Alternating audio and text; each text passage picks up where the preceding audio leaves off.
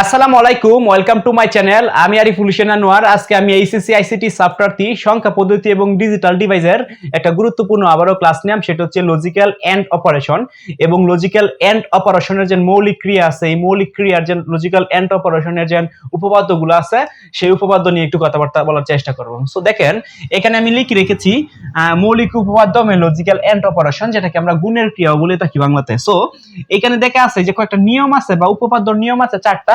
এই চারটা নিয়ম আপনার মনে রাখতে হবে এবং চারটা নিয়ম মনে রাখতে পরবর্তীতে আমরা যে সময় সরলীকরণ করবাম তখন আপনার জন্য ইজি হবে। ওকে, সো ফার্স্ট অফ অল আমি এখানে একটা পার্টিশন দিই। তো পার্টিশন দেওয়ার পরে ওই পাশে আমি একটু বোঝানোর চেষ্টা করি যে আসলে ঘটনাগুলো কি ঘটতেছে। ওকে, সো এখানে দেখেন 1.0 = 0, ডট মানে হচ্ছে গুণ, 1 গুণন a গুণন 1 = a গুণন a a গুণন a বার = 0। সো এই ঘটনাগুলো কেমনে ঘটতেছে এগুলো একটু বোঝানোর চেষ্টা করি। সো দেখেন, এখানে যেন আছে, এটাতে আমরা কি বলি, আমার পূর্ববর্তী টিউটোরিয়ালতে বলে আসছি, এখানে এ হচ্ছে আমাদের চলক এবং শূন্য হচ্ছে আমাদের ধ্রুব বা কনস্ট্যান্ট। ওকে, সো এখানে এ এর মান আমি যত বসাই এটা 0 হয়ে যাবে। ওকে, কারণ এখানে প্রথম যে উপপাদ্যটা এখানে আছে সেটা হচ্ছে এ গুণন 0 = কি 0 হতে হবে। সো এটাকে দুই এর মান দুই, আমি এখানে এখন 1 বসাই, তাহলে 1 আমরা আপনারা জানেন যে এর মান হয় 1 বসাইতে হবে নাহলে শূন্য বসাইতে হবে, এটাই হচ্ছে নিয়ম। সো এ গুণন 0 = কি 0 হবে, কারণ 1 এর সাথে আমি যাই গুণ করি না, শূন্যর সাথে আমি যাই গুণ করি না কেন শূন্যই হবে। এখানে এর জায়গার মধ্যে আমি শূন্য বসা মানে 1 এর জায়গার মধ্যে আমি শূন্য বসাই, তাহলে শূন্যর সাথে শূন্য গুণ করলেই শূন্যই হবে। এটা হলো প্রথম উপপাদ্য। এটা বোঝার কিছু নাই, আপনারা ইজিলি বুঝতে পারবেন। ওকে, আচ্ছা, সো আমার পরবর্তী যে উপপাদ্যটা আছে সেটা হচ্ছে a.1 = কি হবে, a হবে। দ্যাটস মিন এর মান যা বসাইবো আলটিমেটলি এর মান সেটাই হবে। যেমন ধরেন এখানে এর মান 2 আমি বসাই হচ্ছে ধরেন 0, তার মানে এর সাথে আমি 1 গুণ করলে কি হবে, 0 এর সাথে 2 1 গুণ করে কি হবে 0 হয়ে যাবে। অর্থাৎ এর মান বসাইছি 0, आंसर হইছে 0, তার মানে 0 মানে কি a। আবার এর মান 2 আমি এখানে 2 0 বসাই, তাহলে আলটিমেটলি রেজাল্ট 0 হয়ে যাচ্ছে। ওকে, সো এখানে এর মান 2 আমি আবার এখানে বসাই দিছি 1, তাহলে 1 গুণন 1, তার মানে 1 এর সাথে 1 গুণ করলে রেজাল্ট কি হবে 1 হবে।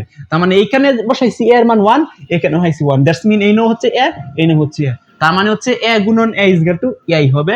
এটাই হচ্ছে আরেকটা উপপাদ্য। ওকে, সো আমাদের থার্ড মানে 3 নাম্বার যে উপপাদ্যটা আছে সেই বিষয়টা কি বলতেছে দেখেন।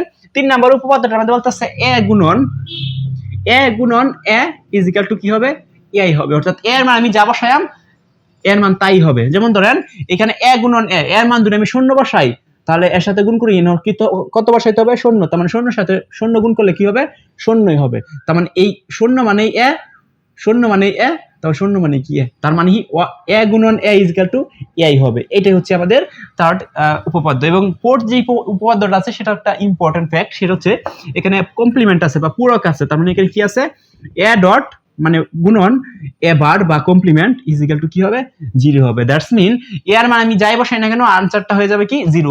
অর্থাৎ এর মান 2 আমি এখন এখানে 1 বসাই। ওকে, এর মান 2 আমি এখানে 1 বসাই, তাহলে ডট দিলাম, তাহলে এর মান এখানে 1 বসাইতে হবে। কিন্তু এই এর উপরে কি আছে, এর উপরে একটা বার আছে বা এটাকে বলা হয় কমপ্লিমেন্ট বা পূরক।